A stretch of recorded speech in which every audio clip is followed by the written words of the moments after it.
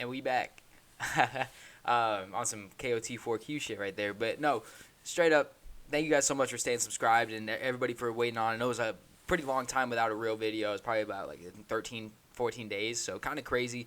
But I'm back here. As you see from the title, we're going to be talking about, obviously, DeAndre Baker. We put out a video about this when it initially happened, talking about it. I thought he was going to get cut by that weekend. It didn't end up happening. In other news, we cut Audrey Grossos a couple weeks ago, which is awesome. Great news for us.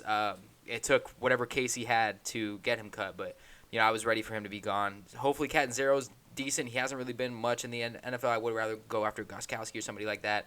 But anyway, besides the point, we're here to talk about DeAndre Baker, and he was charged today, I believe, with 4 counts of robbery. Robbery with a firearm or deadly weapon, whatever it is. But if he's convicted, it's a minimum of 10 years and up to life in prison. So he's gone. Bye-bye. But what's interesting about the Giants situation is we have about $22 million in cap space.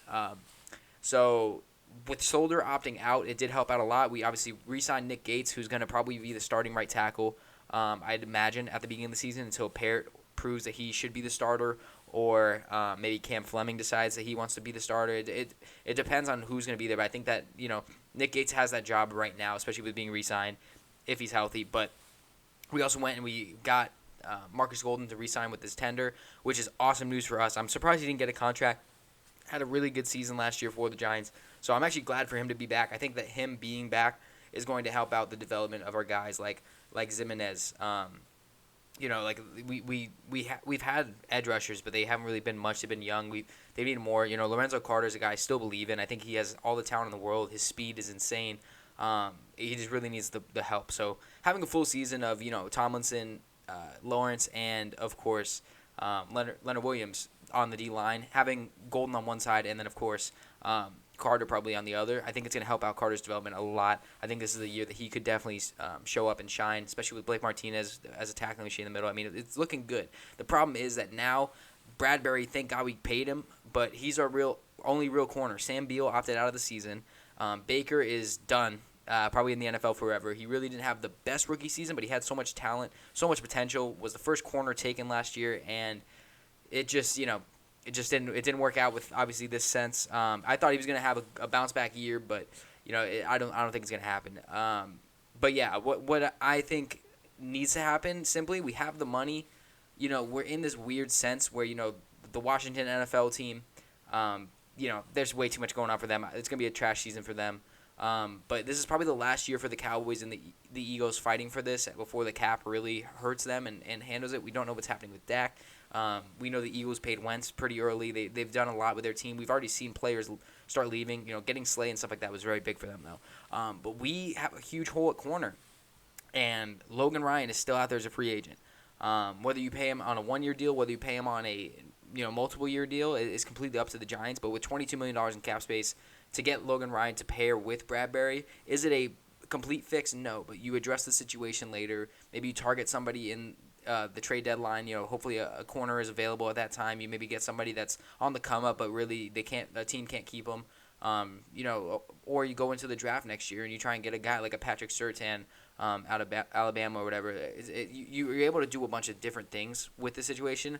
It sucks. Don't get me wrong, it does suck. Not only just because Baker was our number 2 corner, but because he has so much potential, man, and he ruins it. A lot of players end up just not being able to handle the spotlight, doing dumb crap like this. So it does suck that it happens. I think Corey Ballantyne's still on the roster. I'm not really expecting too much out of him. Darnay Holmes, I really like out of UCLA. So if we don't sign anybody, I think that he'll be just fine handling the number 2 spot. Julian Love, we also got to remember, is moving down to corner most likely due to McKinney being the free safety now with Peppers at strong safety. So you're going to have Bradbury, you're going to have Love. You should have Ballantyne there as well as Darnay Holmes. I think it should go, if we don't sign anybody, having Bradbury as the 1, Love as the 2, and then Holmes as the 3. With Ballantyne as a 4, that's all right. Ballantyne got burned a lot, so I don't really think it needs. I still think we need somebody else. I think Darnay needs a year to kind of develop into a solid corner. I don't think he's gonna have a good rookie season. I guess it can't really be too much worse than what Baker did last year, but I would rather not put him out there on an island. And then Julian Love has proved that he's a pretty solid player in the NFL. It's really just a matter of how good is he going to be at the corner position, because he played free safety for us a lot last year and strong safety as well. when Peppers went down, as well as just rotating in and out with Bethea. Long story short, man, it's a shitty situation to be in. There's no ifs, ands, or buts about it. It definitely sucks. I think that there's a lot of things we can do, especially with the money. Clowney's still out there, Logan Ryan's still out there. There's a lot of different things that we can do with this money that we have. Gettleman does always say he likes to keep some money around because in case somebody comes available at the trade deadline that he wants to go after, it's better to have some money in the bank than having to kind of figure out where you can make the cap space. So whether we sign someone or not, I think the Giants are still in that same spot that I was talking about in the schedule release. I think 7 wins would be a great season for us to be in. I think that's kind of a little bit higher. I think as long as we beat last year's win total of 5, because we did have a injury-riddled season last year. So if we're able to beat what we did last year, we got 5 wins with Saquon hurt, Ingram hurt, Shepard hurt, et cetera, Peppers hurt. So I think that having the team fully healthy, hopefully staying fully healthy, I think it's going to help us out a lot. I think it's going to do a lot for us. So if you are new to the channel, if you're a Giants fan, be sure to stick around. This is a football channel, NBA channel kind of thing, just sports in general. But definitely, I'm a huge Giants-Knicks fan. You can read everything you want on the description. It's all going to be down below as well as always. So be sure to stick around, especially if you're a Giants fan, because we're going to be doing videos updating on the Giants situations all the time. But if you are just an NFL fan, NBA fan, whatever it is, however you found this video, first of all, thank you so much for watching. It would appreciate it a bunch if you would leave a like. But make sure to stick around, subscribe, hit that notification bell so you never miss an upload. If you guys are new to the channel, of course, like I said, hitting a subscription helps out a lot. We're on the road to 1,000, which is pretty cool now that we're back here. Now that I'm finally moved into this apartment, the background's going to be changing every video. I still need to kind of set up how I want it, kind of figuring out what I want to do with this little studio setup I have. But anyway, you just kind of see the brain right there and some shoe boxes in the background. So, yeah, but like I said, if you guys did enjoy the video, please be sure to leave a like. If you didn't, just refresh the page, check it out again. Let me know what you think the second time. Without further ado, it's going to be it for me. I'll see you guys in the next one. Peace out.